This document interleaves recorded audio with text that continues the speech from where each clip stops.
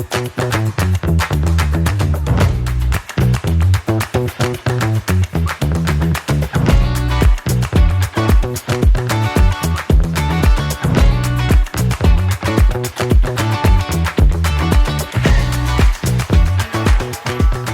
to the Breaking Average podcast, a resource for visionary leaders and learners leaving average for excellence.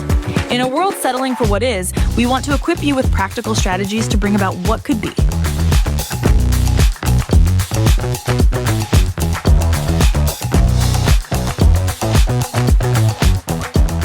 Now, for today's insights, here are your hosts, Paul and Barry.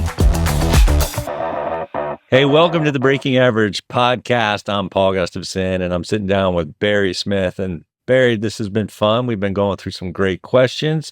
First and foremost, how are you doing? I am doing excellent, my friend. Had a great trip up to the most beautiful RV park I've ever stayed at. Took our grandson up to Fort Wilderness at Disney World this last weekend, and we had a phenomenal trip. Man, if any of you guys out there are RVers and haven't been to Disney World, that's where you want to go. Just fantastic. But weather was good. Everything was good, and just had a lot of fun with Hudson, and we had a great time, man. Very blessed. That's just cool, man. Things happen. That, I'll be honest with you. I've heard of Fort Wilderness. I've known about it, but I don't have an RV, so I never had the, you don't feel like you have access or privilege or permission to go do anything like that. But I remember as a kid hearing about it and thinking, boy, that sounds like a lot of fun. And, I would imagine it is. It's probably just, I was in Moab, Utah about 3 weeks ago, and RVs out there. I mean, there are places in this great United States to go to and just enjoy and seize on that. So, I'm glad you had a chance to do that. Yeah, man. definitely. I mean, everywhere. I mean, we had wild turkeys walking through our RV spot. Lots of room to go bike riding. It's a very big park, as you can imagine. It's Disney World. I think we hear everything's bigger in Texas. Everything's pretty much bigger in Disney World too. But we just had a great time. Just a bunch of I didn't expect that. And I got to do a lot of bike riding with my grandson, and just perfect setup for that. So very cool. Is awesome. There's our recommendation. There's our front end recommendation of this episode. So I want to paint a picture here for a minute. This sets us up for the first question, by the way. Okay, get out your brushes. So the apocalypse, I can't even say it. The apocalypse happens. Word. All right. The zombie apocalypse. You've got your RV. Ooh. You're good, man.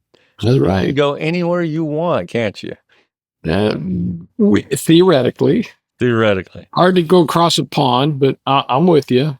So before I actually ask the question, this is a pre-question. Like, where would you go in your RV if you had to get away from everything? Like, safe spot, safe place to go. Where would you go?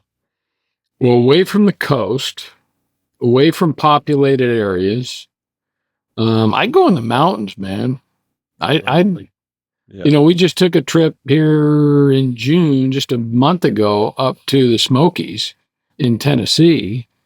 Like, man, if there's some kind of crazy apocalypse, they're not coming up there. There's nothing they need up there. So we'll probably run to the hills. You're going to the hills. Going to the hills. Cool. Yeah. I remember watching as a kid, and I think they redid this one a few years ago called Red Dawn. You remember that movie? Yes, I do. Remember Swayze? Yeah. Original Swayze. And there's a whole, I think it's Soviet Union back in the day. And then the remake was the Chinese. But they come and invade the United States of America. And they're, the Wolverines, this high school group, they go out there into the woods and camp out, and it's pretty compelling. Yeah, that I didn't even think about that, but that's the reality of it, man. Be going up in the mountains. Hard to hide an RV though. Like they were all building shelters out of pine trees, and you kind of go for it, but you could paint it. Just put I guess lots of. You could do stuff. Little rattle can, fix it up. So let's pull on that zombie thing. So let's look at it from the question of of business, right? Okay.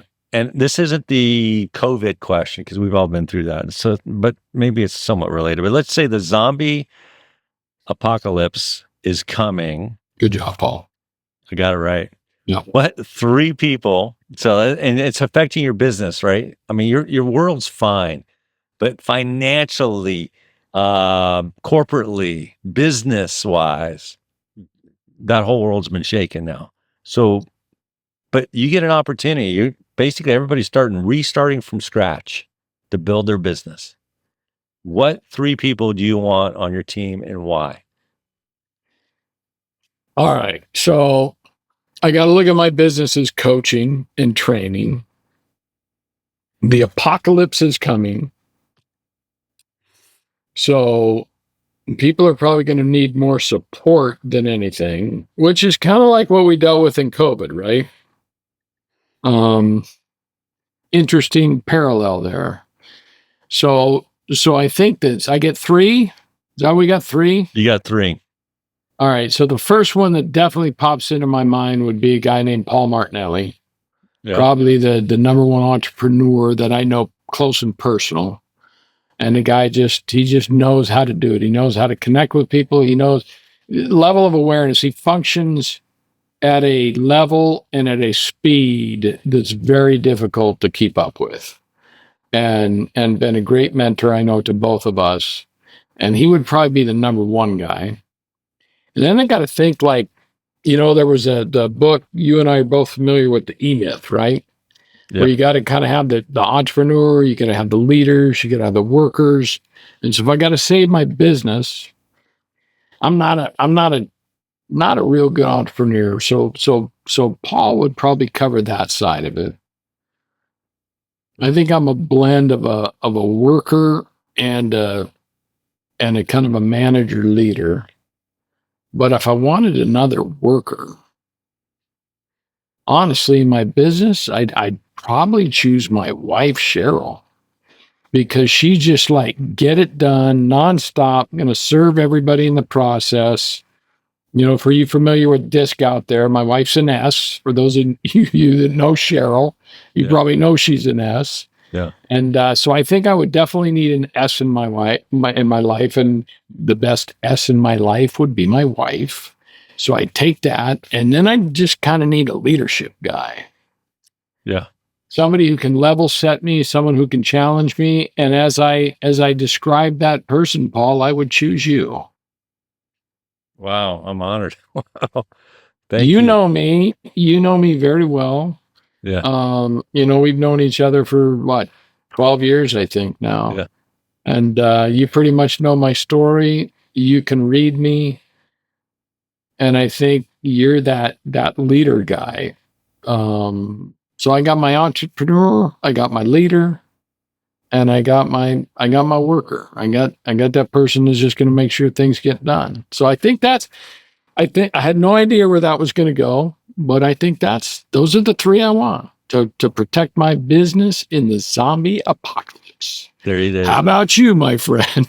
That's good. It's powerful, right? So it scares us, but really think about it. It's the challenge. It really creates an opportunity because you get to reshuffle the deck, restart. Yeah. And you're going to build this business up, and you get to choose 3 people to help foster this business. So before I get to the 3 people, I wrote it down, but I want to just talk about the 3 mindsets that I think are important. I need a dreamer, I need a designer, and I need a doer. Hold on. I like that. Yeah. How come I didn't have that information? It came to me as you spoke, so you inspired me. But Dreamer? I need a dreamer. I need somebody to see something that I don't see, that can see beyond the current circumstances. Now, fortunately, I am a pretty good ideator and I can kind of see stuff, but I need somebody else too. I need a dreamer. So I need a dreamer on my team. I like this. Yeah. I need a designer, somebody who can take that idea and build something with it, like come up with, like figure it out, find the resources around and design something out. Okay. And Yeah. then I need people to execute, kind of do the doer part, right? And part of that doer is also supporter, right? So I'll start with supporter. I'll get back to doer. So I'm kind of blending the stuff, but I think it's important to have that support system. So you mentioned your wife. My wife, for sure, 100%. I would need her, and she would tell you that it's You being probably asked. best. It's probably best for us not to be in business together because But in this situation, apocalypse, I need her. I need hope. Good choice. She's the hope giver. So I'm like, okay, cool. But um, so I need a MacGyver though. So I've got my wife. I need MacGyver. MacGyver can kind of pull stuff together from different places and figure it out. Once there's an idea in play, he can figure it out. So I need a MacGyver, and that would be Barry Smith. He's my MacGyver. I've seen you do that. I've when seen you you come up do, with resource from different. So I know you shared me. I'm sharing. I need you. I would need Barry Smith. I am honored, and I have been accused of being a modern day MacGyver, and Yeah. probably a lot of that comes from my construction background. A lot of that comes from my background with the Boy Scouts, and just learning how to work a pocket knife to all its opportunities and options and resources that it provides. But thank you, I'm honored for that. But yeah, I think and that's probably why I didn't go down that road on my answer, because I got the outdoor stuff down, I got the MacGyver type stuff down. Yeah. It's the other things, right? So I'm honored, man. I'll be your MacGyver anytime, brother. You're definitely my MacGyver. And I would say, all right, so I can build any team I want, right? Yes, you I got can. those two. I got one more. And I know he's controversial, but I'm telling you, if you're building a business, you probably want this guy in your business. Oh, okay, go ahead. And it's not for the Cybertruck. But I'm telling you, you were going to say that. I would want Elon. Elon, I want you. I wasn't going to take away your glory, but I knew that's where you were going. Elon, I need you on my team. So Elon, if you're watching this, come on, join Team Paul. It's the AI that's coming, the XAI from him. Yeah. Well, he knows the importance of how to get it right. That's the difference. Whereas I think like OpenAI, I won't get into politics. It's cool as it is. I'm not sure they've got the right strategic, ethical kind of like, okay, how do we lay this thing out so that it's going to be not artificial intelligence, it's augmented intelligence. All right. It's automated intelligence. It's those kind of things where it's support, because we can't take the human out. You can never take the human out. All right. Now, if I can get a human to help drive me somewhere, that's fine. But they're driving me. I'm still involved. It's not like I'm not a part of the picture. So we need assist. We need automation. We need all those kind of things. But I just think Elon would figure it out. I've seen, he's been through too much.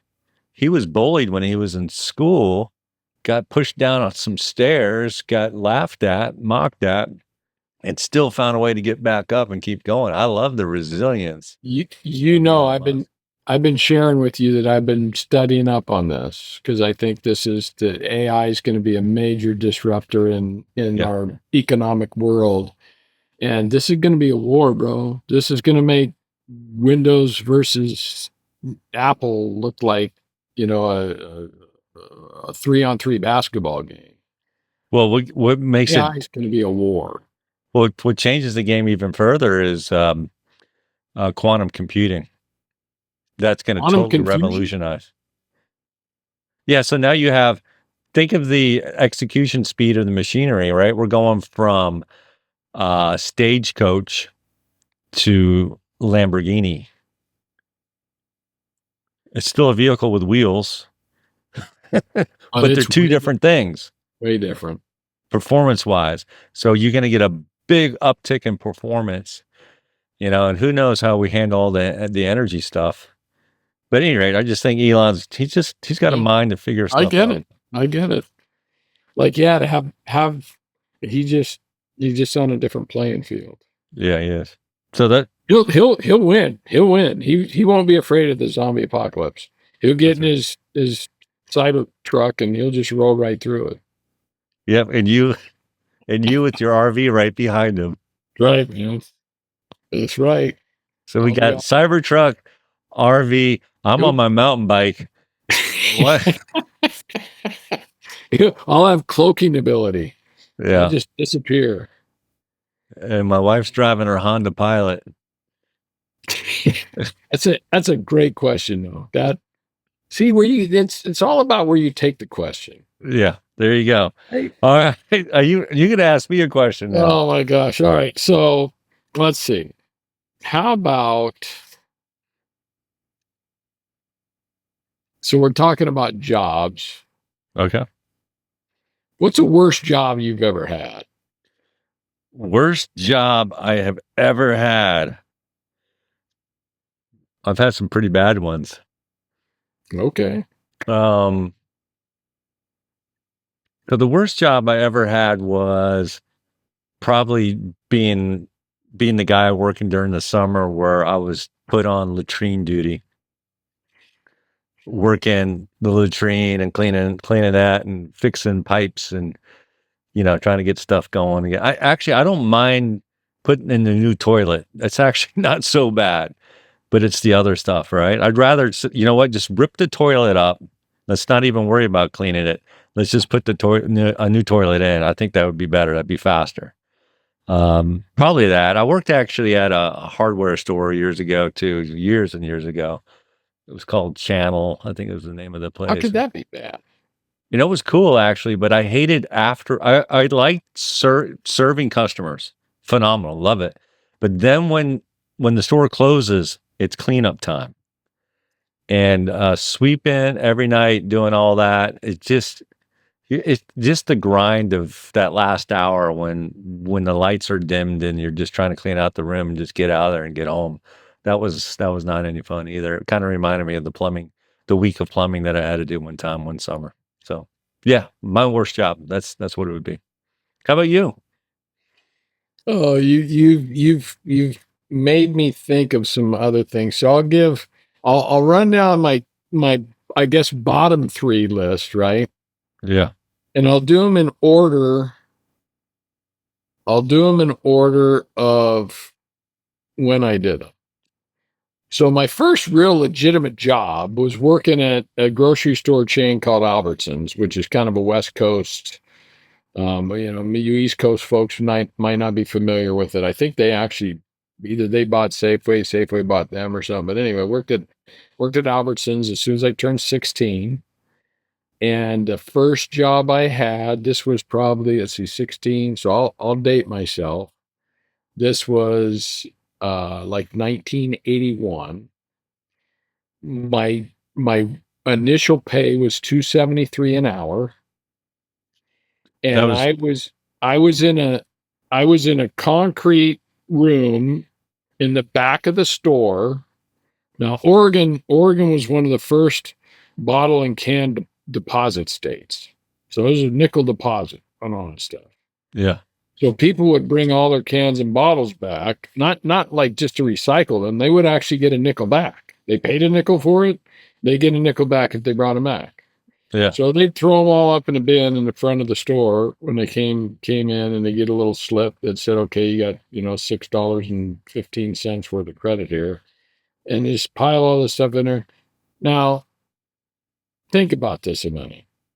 When you drink a bottle of beer or you have a can of soda or something, what does that end up looking like? And sticky and stuff getting shoved in it, and maybe something getting spit in it, and that's what will come back into the store. And my first job was sorting those all out in the back room, Cleaning them. cardboard boxes with plastic bags in them, Yeah. about 4 feet tall, and sorting all through that. And that would get pretty gnarly at times. Now, after that, I moved forward and I started working.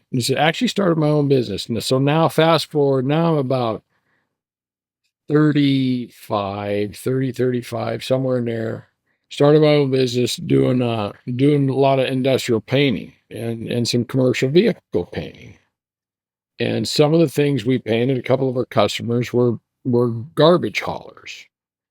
Yeah. So naturally, we would have to clean those vehicles before they were sometimes sandblasted, sometimes, just washed up, sanded down, painted again. But there were times when I was inside the back of a garbage truck, steam cleaning that out.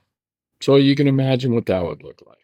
Now, fast forward about 5, 10 more years working in a construction world, doing utility work. There were a number of times when I had to do work, and I think I've shared this before. I would never ask my guys to do anything I wasn't willing to do. And there were a number of times that I was working in live sewers. Oh my gosh. And I had my hepatitis shots for all that. Yeah. But that, you can imagine how entertaining that would be. Go back to your toilet story. Oh yeah. But I think of those three, as I look back on it, I think honestly, washing the garbage trucks, that was just, oh man, the smell was so bad, and then you're washing and everything's going everywhere and just, Oh, yeah. You get the spray I back. mean, you're inside it. It's not like you're standing out on the concrete apron spraying it. You're inside the truck, washing that stuff down, standing in it. Yeah. And listen, think about what you throw away, people. That's what's all in there. And yeah, I think that was the worst. So I don't know. I kind of, that's If we had like Mike Rowe on the show, Mike, dirtiest jobs. we invite you to come and be on our podcast. Ooh, that would be we awesome. should ask this question. If we ever, what's the worst job you've ever had, Mike? I'd love to know his answer. We got to reach out. Reach out. Mike, that's for you. That's the question for you. Yep. We want to know. That would be a phenomenal episode. They should do like a second half on this question. Like, what's the worst job you ever had? And then on the backside is say, what did you learn about becoming a better leader because of it? Right? Then I go to the sewer one because that was there wasn't any leadership. Honestly, I was low man on the totem pole in the grocery store. And there wasn't really any leadership in washing out the garbage truck. But I made the point of I wouldn't ask my guys to do anything that I wouldn't do. And so there'd be my leadership lesson. If that was the context of the question, it'd be working live sewer. Yeah. Yeah, it changes the question. I mean, it changes your answer a little bit, doesn't it? Yeah, absolutely. Yeah, as you were sharing, I remember, little things school-wise they have you do, like selling chocolate bars and all that, right? I remember one job where I was selling seeds, like vegetable seeds and to my neighbors, knocking on doors. 4-H thing or something? I don't know what it was. It was the weirdest thing. I did not like it at all. So I would knock on a door and they'd answer it. And I go, hey, we had a script. Hi, my name is Paul. I'm with Stratford Landing Elementary School. And we're doing a fundraiser for our school. And we have 20 different seeds. Would you like to buy one? And they're like, not really. No, thank you, sir. Or young man. And I didn't sell one. That reminded the door-to-door salesman. I got to add one more to my list now. So even prior to the grocery store, now check this out. I delivered a free newspaper. And the way I got paid from delivering that free newspaper was whatever I collected. You want to know a lousy job? No, if I was lucky, somebody might give me $1 if they'd even answer the door. And once a month, you'd kind of go up and say, "Oh yeah, I've been delivering to your community press, and just wanted to know if you wanted to make a donation to that service." And I mean, I was probably 12, 13 years old. And I remember I had the newspaper thing, like the old days and all the papers in it. Are there I'll tell you, there's a win in that though. Now I'll age ourselves here, but I did deliver the paper to Maurice Lucas. You recognize that name. Maurice Lucas? Maurice Lucas, Portland Trailblazers. Oh. Yeah. Wow. Mo Lucas. I delivered the paper to Maurice Lucas. Oh, that's pretty good. Yeah, I delivered lots of different papers in Alexandria, Fairfax Journal, Washington Star, not the Times, and Washington Post. And I remember one time with Fairfax Journal, it was kind of like their onboarding. This is their onboarding, Fairfax Journal. Hey, Friday night, we're going to corral all the new delivery guys and gals together. We're all jumping in a van.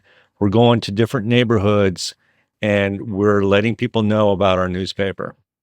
So think about this. It's dead of winter. It's 5:30, 6 o'clock. It means it's pitch black in the East Coast.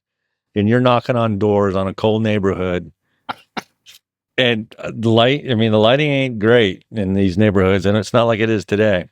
And you're knocking on doors and you're having to tell them, hey, I'm with the Fairfax Journal and we're offering a special now with the newspaper. Would you like to try a 1 month subscription for $3.95?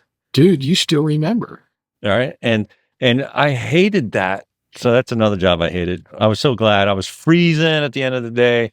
And my dad said, there's other newspapers you can go deliver. You're not delivering the Fairfax Journal anymore. So I only did that for a little while. All right. So you ready for another one? We burned up the newspaper. We really dated some. I know most of our viewers are kind of like our vintage.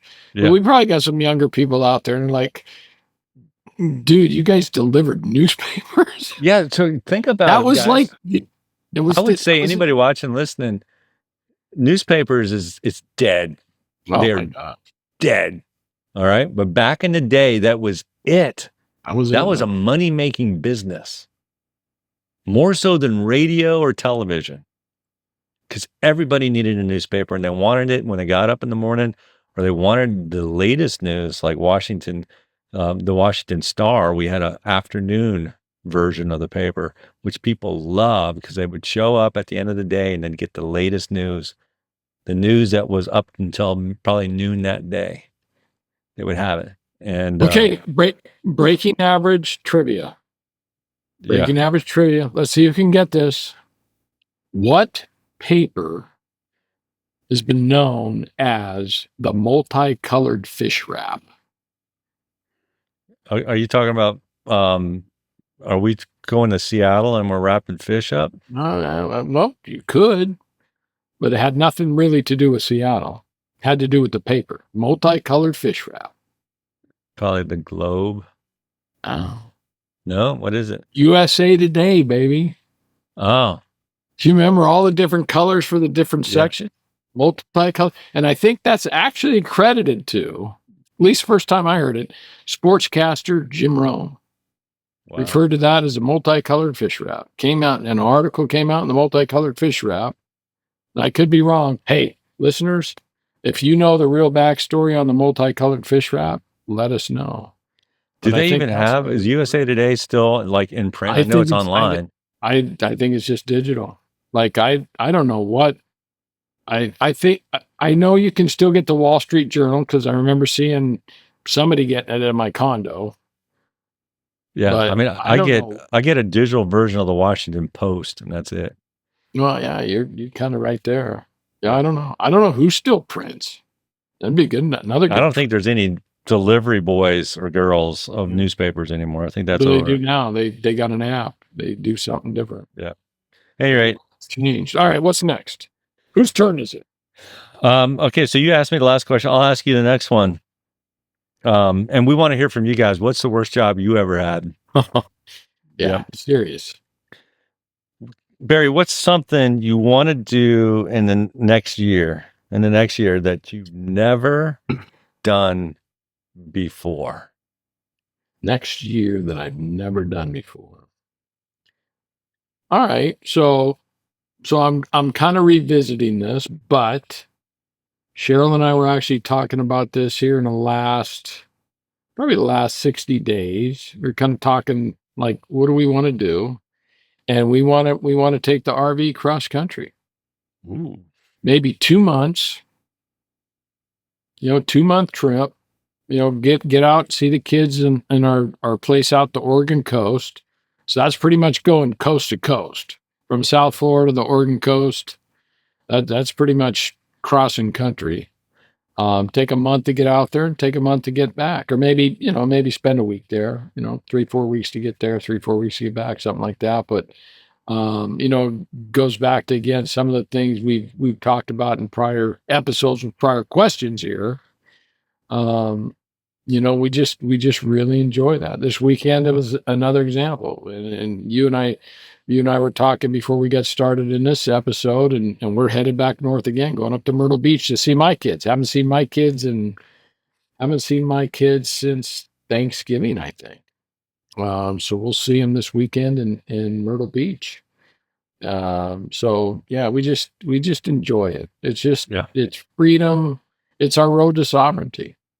It just gets away from the noise and clutter and just go. So that's what I want to do next. I haven't done that before. I've gone cross country, but have never made a loop trip, and definitely never done an RV. I love it. That's good. All right. So maybe we'll even go through Fredericksburg. Yeah, we would love to see you. Joe G came by, him and his wife Lisa, and nice. Guess where we went? Crackle Barrel. Oh, dude. It was not good. Hey, Crackle Barrel, you need to do something. You are not who you used to be, and you weren't all that great where you used to be. But now, oh my gosh, what was that we had? It was great time with Joe. You remember our Cracker Barrel? Visiting you guys. So they were coming down. They called me up and they said, "Hey, we're driving through. You want to connect?" And the best thing we could do is like, well, let's just intersect at the Crackle Barrel, and and that was fun. It was great seeing them, and maybe if I spent some time in the store shopping around, I would have been happier. But the food itself was not all that great. I'll be honest. The orange juice was good. Orange juice is good. Well, I will say I'll counteract that, and I'll say first part of the year, my wife and I went to Cracker Barrel, met our friend Richard, our mutual friend Richard, and his wife Jackie. Cracker Barrel, Birmingham, had a great breakfast. It's a meetup spot. But you remember our first Cracker Barrel story, and we probably shouldn't tell the story because we might be some legal ramifications. But you remember what happened? Yeah, we could go, like, we could do a whole podcast on Crackle Barrel. Maybe we should separate. No, we shouldn't do that. I know that would put us in the tank right away. Yeah, just share it real quick. What happened? I'm trying to remember. You remember when we were in South Carolina? Oh, you and me. Yes. Remember? Okay. Yes. Do you remember what happened? You remember what we saw run across the floor? Oh, what was it? A rat? Dude, don't say rat. What was it? I'm trying to remember. The rodent? Yeah. I don't know if that helps. What do you want me to say? We might. We'll see. We'll see if this actually makes the final cut of this. Yeah. We'll have to get our legal team involved here. We're not saying anything wrong, right? Well, no, we're just telling the truth. Yeah. I mean, what are they going to do? Take away our birthday? Well, I mean, that's right. Just say. All right. Yeah, so I wanted to forget that. Why did you have to bring that back up? Now I really. You brought it up. You're the one who brought up Cracker Barrel. Oh my gosh. See. All right. What are you going to do? What are you going to do? What are you going to do in the next year? Never done before. All right. Well, it's hard to say never done before, but it really is. That's right? The question. Yeah. So you'll understand my answer in a minute. So you see this over here? You see that? Let's see. What is that? A keyboard? What? Keyboard. Yeah. So when I was a kid, my mom made me take piano lessons for like a half a year or something. And then I was like, I wasn't into it. I was a sports guy. And then I had a choice, like either stay piano lessons or go into the Boy Scouts. And I chose Boy Scouts, and that was a good choice. Eagle Scout, yay. But so I stopped playing the keys. And but I've always, to be honest with you, even back then, I always kind of wanted to know how to do it. My wife's pretty good at it. So, so I'm actually I just got this a couple weeks ago, and I am going to learn how to play the piano again. That's what I want to do next year. I'm impressed. Because I am impressed. I got to keep this noggin going, man. I got to stay creative. Like I don't even know how to respond to that. I will say this. Now, I struggle to even listen to music well. Absolutely don't play it well, nor have any skills. I remember one time my roommate in college taught me how to play dueling banjos on a guitar. I could do that okay for like the first, I don't know, 20 seconds or something. But I will tell you this, anybody who plays the guitar, this is no disrespect to any other instruments, but anybody who can play the guitar well, play the keyboard, piano well, just impresses me to no end. Yeah. Both my boys played it a little bit. They were very lucky. Their grandmother, one of the things she did for all her grandkids was when they got old enough, she bought them a piano. And both my kids are musically inclined, and they both learned the piano a little bit, could play some stuff. They ended up playing the oboe. I don't know why, but they were good at it. But good for you, dude. I did. This is breaking news. I did not know this. Breaking news. I'm trying to break average. Well, there you go. You probably have some work cut out for you. It's been a while. I got a lot of work. So I'm trying to pick 4 songs. I'll share it with you, everybody. Okay. So my goal is to pick 4 songs that I can at least play along with keyboard wise, piano. It's got a pretty good sound. So one day I'll demonstrate, but I'm not ready to demonstrate. You heard it first right here. Breaking average. That's it. I'm putting pressure on myself now. But I'm going to add one more real quick because I think this is something mutual, both you and me. Okay. I'm going to add one more to this mix. All right. What's something that we want to do in the next year that we've never done before? I want to go to a sports activity at different location, different venue, Lambeau Field. I don't know where it is. We need to pick them out, 4 of them. Lambeau's on my bucket list. All right. I want 4 different experiences. 4 major sports. What do I mean? What, maybe 5, but football for sure, 100%. Yeah. Now I'm thinking maybe Atlanta, but you and I looked at Vegas, but I don't know. I also kind of want to go see the Niners where they play, or go to Lambeau Field. I don't know where. All right. Basketball. I want to go see. I went Boston. By the way, the best sports fans in the world. It's got to be. All right, but kudos to the Celtics for winning it this past year. But basketball, maybe go see a Nuggets game, maybe in Denver. Baseball. All right. Now I've been to a lot of Nats games. Dude, Coors Field. You got one of the most beautiful parks in the country. Oh, and you're talking about Colorado? Denver, yeah. Yeah, I haven't been to that one, but I want to kind of mix up the cities too, right? So I want to, in Camden Yards. I want to kind of go to Chicago. Close to Camden. Please tell me you've been to Camden. I'm not, so I want to go there. See, right there. Well, have you been anywhere? I've been to the Nats games and a lot of. Okay, I haven't been there. I want to go there, but dude, you got to go to Camden, man. This is the most beautiful park I've ever been to. But I want teams that are good. Maybe the Orioles are okay this year. Dude, all right, and then the 4th. I don't know. I'm tossed between hockey, and I do like ice hockey. But you know me. I lived in Brazil. I love soccer as well. So that's There's some really nice soccer stadiums now. So like if you went to see a MLS game 10, 20 years ago, erase that. It doesn't count. The stadiums they have now are amazing. I know. They're amazing. I've been to dozens of Portland Timbers games. Yeah. But that's like a stadium where they played every sport. Baseball, football, soccer. The soccer stadiums are just amazing. Yeah, I'm down with that. Yeah. So, but again, a hockey could be it. So maybe can you get that in the States? So does anybody anywhere in the States have a legit soccer stadium? Yeah, there's some nice ones now. There's one in LA, of course. There's Ohio's got I think the first one, the one that they built in Kansas City. It's super nice. I have to go do a little look and just kind of list it out. I'm sure Florida's got a good one. We got our work cut out for us. Yeah, but it could be fun. You just want to see some good teams, good players. I mean, you've got Messi down there in Miami. Maybe that's a good place to go. You got to go to Camden Yards, though, bro. Yeah, all right. Camden Yards. You got to come with me. So this is a list that we do together, though. All right. All right. We're making this podcast long, but I wanted to at least share that. All right. Okay, appreciate that. So you're going to ask me the next question. I'm way more interested in that than the piano. Full transparency. I'm fine with that. But, Sports venues, I got to stay creative. Yep. Okay. All right. So now what do we got? Is it my turn? Yep. You're going to ask the next question. All right. Final question. Yeah. What's the best? We've had a lot of fun today, It's been fun. but it takes intention to accomplish some of these things. Yeah. So what's the best piece of advice you've ever been given, Mr. Gustavson?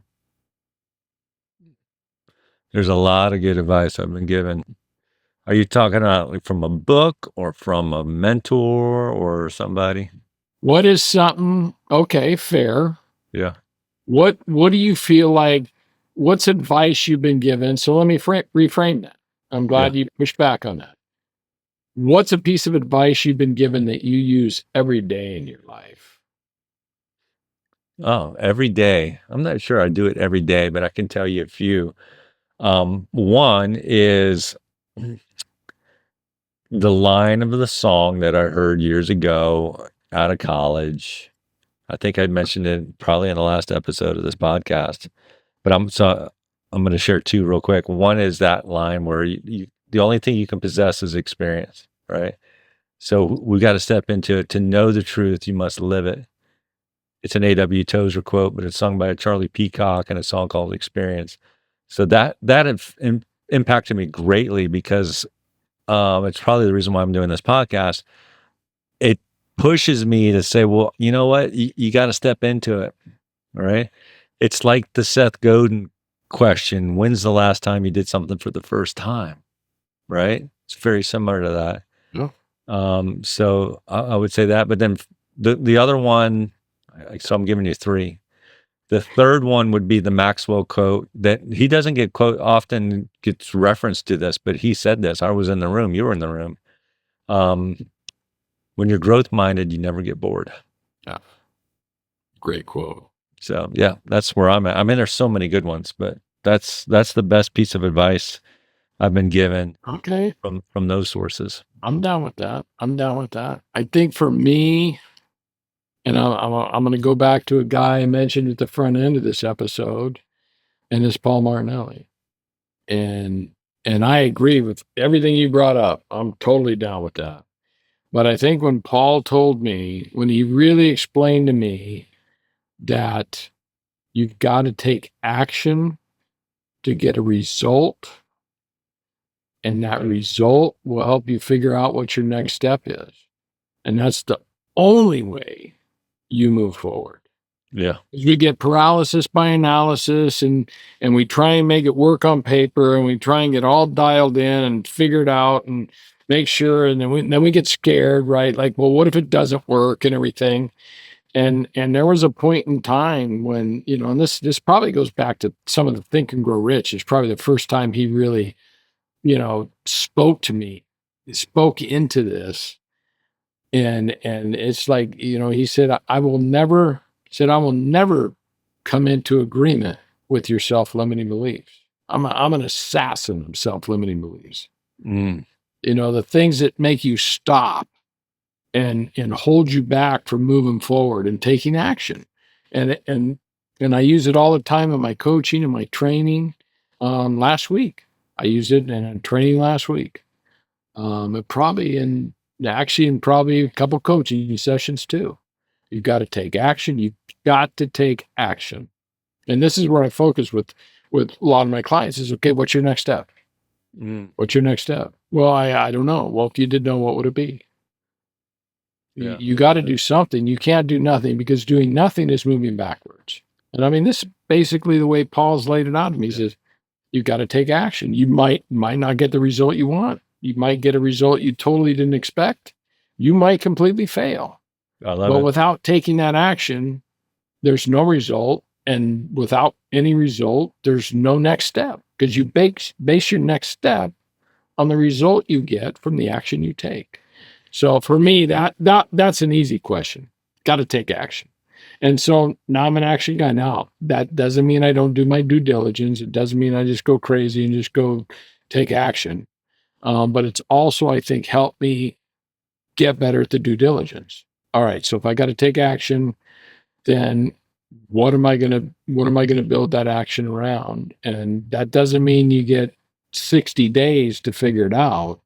Yeah. It means you pull in the information you need to make a good decision.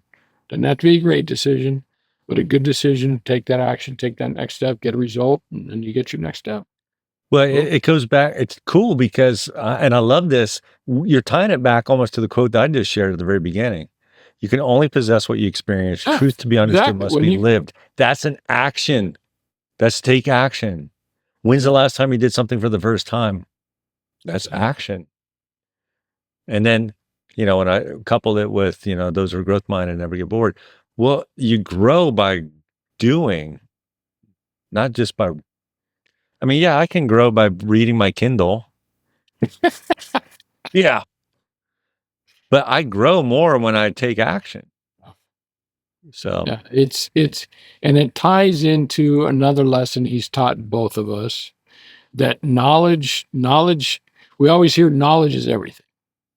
And I love when I hear that, because I say, no, sorry. Knowledge is not everything. Knowledge is nothing until you do something with it. It's applied knowledge, taken action. Yeah. And then evaluated experience. That helps you figure out that next result.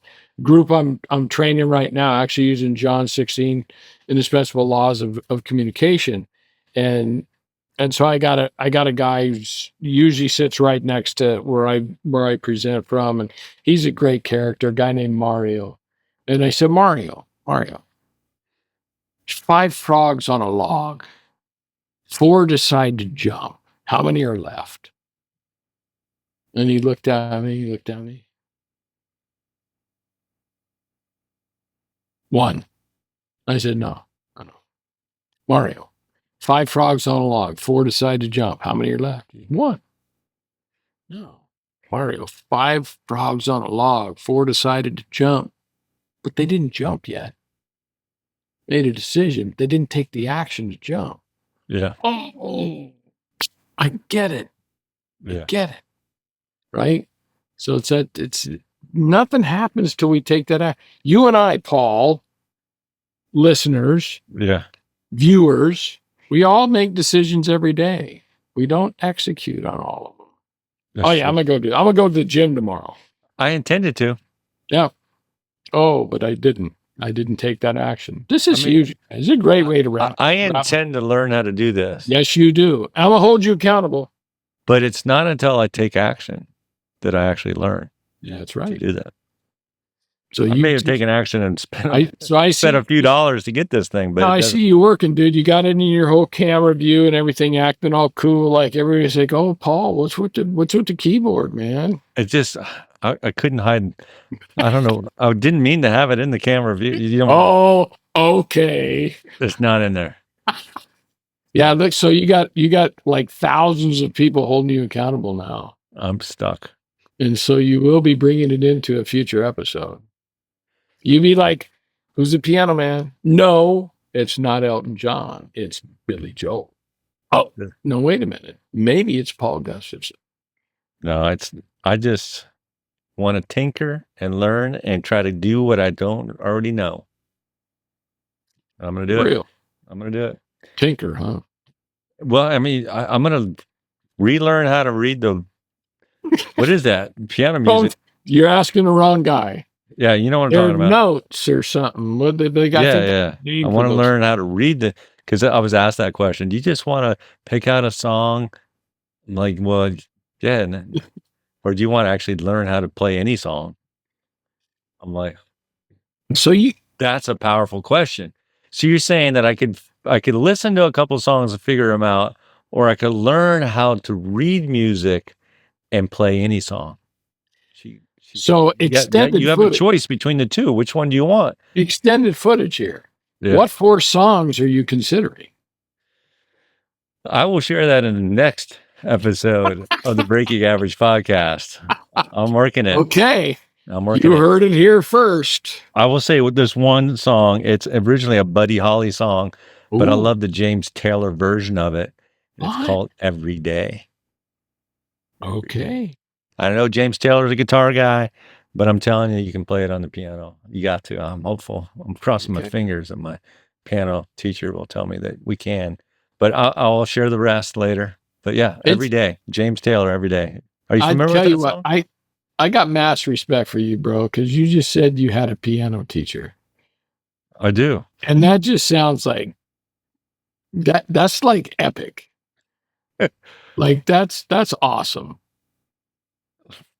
I don't know too many people that would like get on a podcast going out to thousands of people. See, I was talking to my piano teacher the other day, and we were talking about music, and there's a Buddy Holly and a James Taylor remake, and it's pretty cool. Hey. I'm putting myself out there. Oh, pressure. No. Hey, when you see me on Jimmy Fallon playing the piano, you know I made it. There you go. I love that, man. That's coming to a television screen. Hey, I put it out there. It could happen. Coming soon. I will say this. I wrote a lot of stuff down, but I put action trumps intention. Ooh. Now, is there any pun there? As we close this thing out, that's my takeaway for everybody. I just want to put that out there. Action trumps intention. Yeah, absolutely does every time. Every time. Yeah. Man, this is like in all that. Go back to our first question about the zombie apocalypse. Yeah. You put the right people on your team, and you will definitely be taking action. Yeah. Put the right people on your team. Charles Tremendous Jones said, "You'll be the same in 5 years as you are today, but for the people you hang around with and the books you read." And in today's technology, that could mean a lot of different ways you're gathering information, but who you hanging around with and what are you inputting into your head? Because that's going to help you move forward. Amen. Amen. Well, this has been an awesome episode. Thank you, Barry. We got one more set of questions in our mini season of the 4-pack of questions. Is that a mini season? We'll call it a mini season. This is number 4. We got number 5 coming up on this season, and I'm excited. I'm excited. I think we got some pretty epic questions. Epic is a good word for sure. Well, guys, thanks for watching and listening. We'd love to hear from you. Please subscribe if you're watching, follow if you're listening, share wherever you're at. Definitely.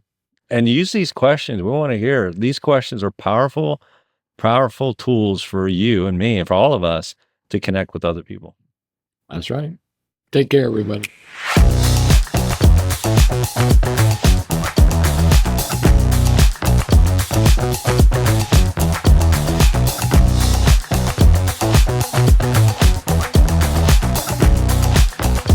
Thanks for listening to the Breaking Average podcast. If you enjoyed today's episode, please subscribe or share it with others. Remember, the views shared here are those of the participants.